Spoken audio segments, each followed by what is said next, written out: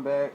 I was just going to show you guys a little bit of my soldering because I have a lot of people asking me how to solder.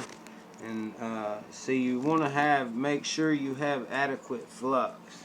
If you don't have enough flux on your stuff, it'll come like this. It's in plumber's flux. I mean, you can use different types. As long as it's the white stuff, it seems to work pretty good.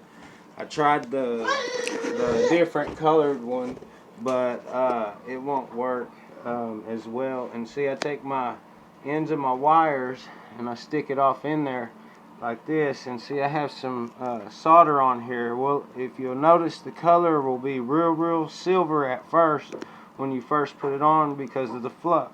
Well, if it starts turning a different colors, you just need to add some of your flux, and see, it'll start turning back more silver. The solder will be good, and then you can heat it up on here and lay it onto your pin. As long as you got it heat, it'll be fine. Add a little bit more flux. We'll put some more solder, and it always works better if you turn this and be able to apply the solder on there with the flux coming out of here, because this is resin core solder, so it's got the flux inside of it. See, and that wire will flow on there. And what I always like to do is clip them off real clean, and then we'll apply some to these 4 pins right here as well, so we can get this to lay a good bead. See, I'll put flux onto the solder wire itself. I'll come through here and dab a little bit on each one of these little pins as good as you can, and touch some on your solder.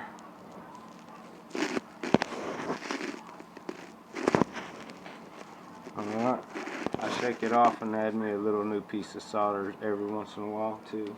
Seems to help.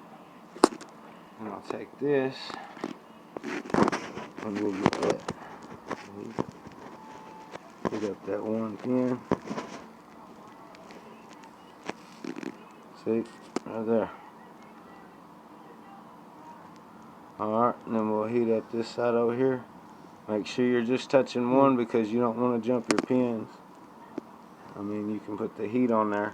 I'm going to lay it down, and well, that's pretty much it. And then you just take your wire, once you get your solder there and you clip your ends, you're able to take and just tap your soldering iron on there, and it'll get it, and it'll put it together. It'll solder it together real quick, so you ain't got to apply too much heat onto your joint, and it'll rip your pins off and stuff and break your components. So